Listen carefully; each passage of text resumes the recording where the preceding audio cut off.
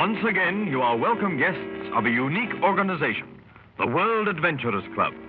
Here you meet men from all corners of the globe, men who have braved every danger from the polar seas to the sweltering tropics. It is the custom of this club to hold a series of informal meetings in which various members are called upon to recount their most thrilling experiences. And now the World Adventurers Club invites you to hear a tale of the Royal Road to Adventure. Give a man a horse he can ride. Give a man a boat he can sail. And strength and wealth, his strength and health, on sea or shore shall fail. Give a man a horse he can ride. Give a man a boat he can sail. And strength and wealth, his strength and health, on sea or shore shall fail. Give a man a girl he can love. And his heart is great with the pulse of faith, and home on land, on sea. Give a man a girl he can love, as I, my love thee. And his heart is great with the pulse of faith, and home on land, on sea.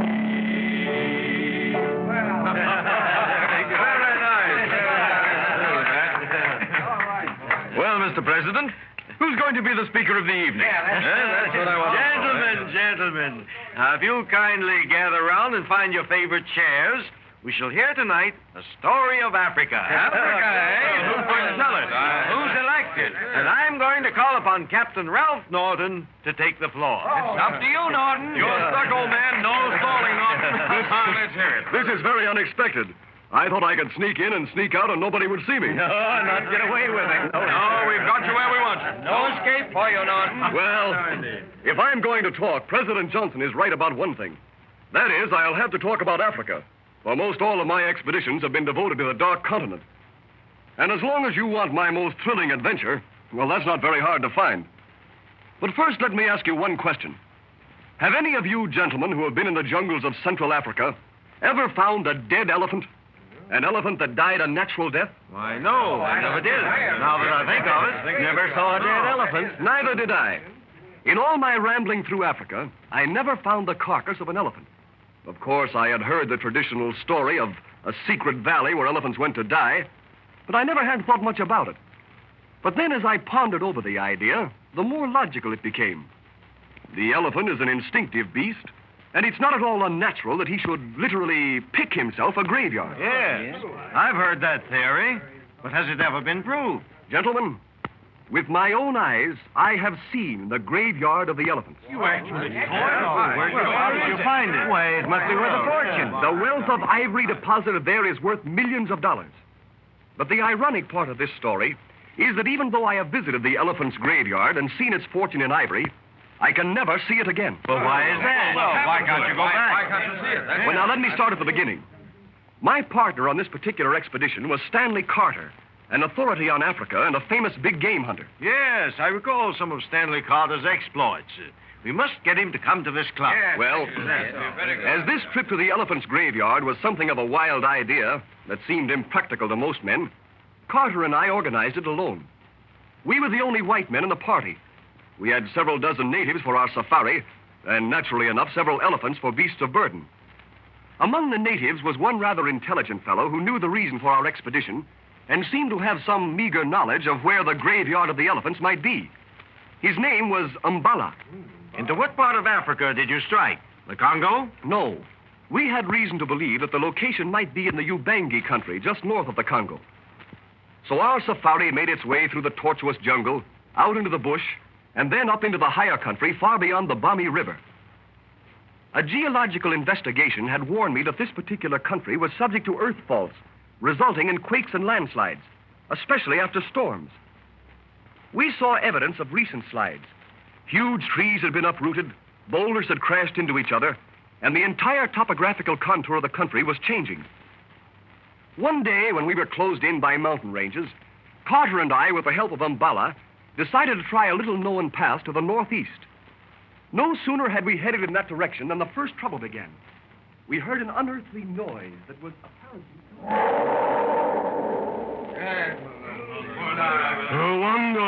Wango, Zango, What's Chang. What's the matter? What's the matter back there? What's wrong, Umbala? Elephant, much frightened. Him no like this place. Him yell. Halt!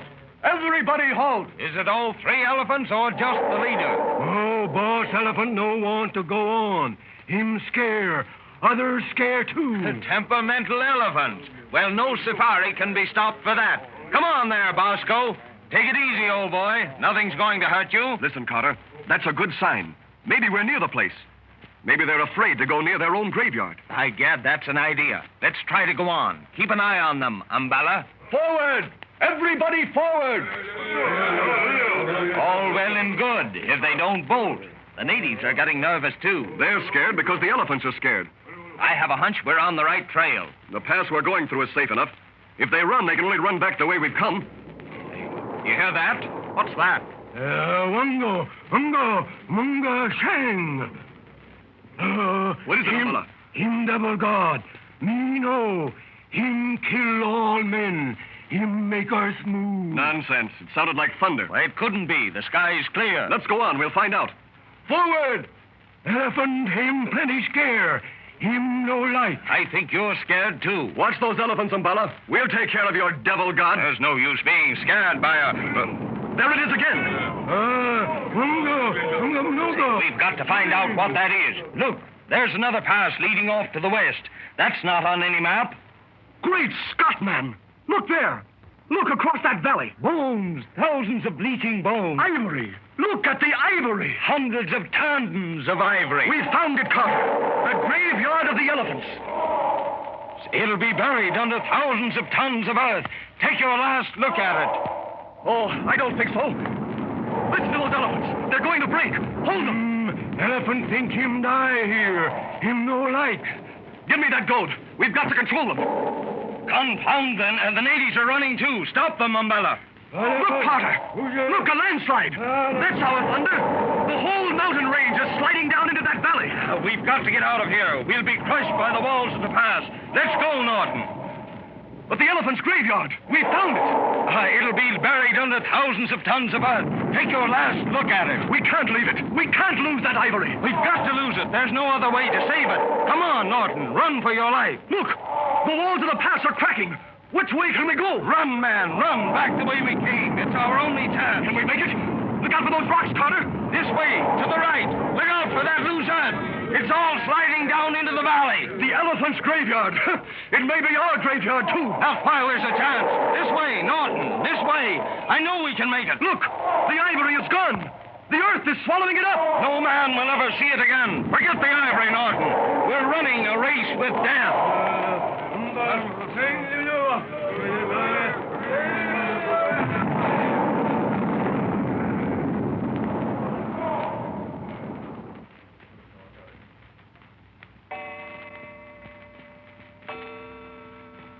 So that was our exciting but futile trip to the elephant's graveyard. Great trip. Right. Did you ever go back? Yes, we went back eventually. But we found the secret of the elephants locked in the heart of Africa. A complete mountain range had been shaken by what a geologist terms a fault. The little valley of the elephant's graveyard was no more. All those bones and all the ivory are now buried under millions of tons of earth and rock. I don't think any man will ever see that sight again. And that, gentlemen, is probably the most thrilling adventure of my career. Well, that's something to remember. It must have been a real thrill. Yeah, quite a kick. Who can give us a better story than that? Well, now, let's see. I think it's going to be up to Rogers to tell us the next, John. Rogers of the South Sea. That's right. Your turn, Roger. You're elected. Your turn, Roger. You're elected. For the savage fright of a jungle night is a fearful sight to behold. Here the bushmen know that the red moon's glow brings a chill to a heart that's bold. Here the prowling beast has a gory feast, and the earth is untamed and raw. Here the flying dart finds a ready mark, and a life for a life is law. For the the ocean sound with a hollow sound, the crags on a rock-bound coast, and the wind wails by with a scream on high, like the cry of a tortured ghost. Here the prowling beast has a gory feast, and the earth is untamed and raw.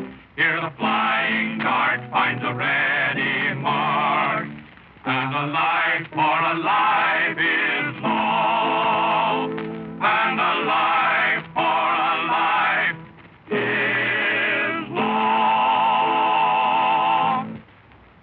And as the World Adventurers Club bids you goodbye, they cordially invite you to pull up your chair and join their inner circle for the next of the strange adventures in strange lands.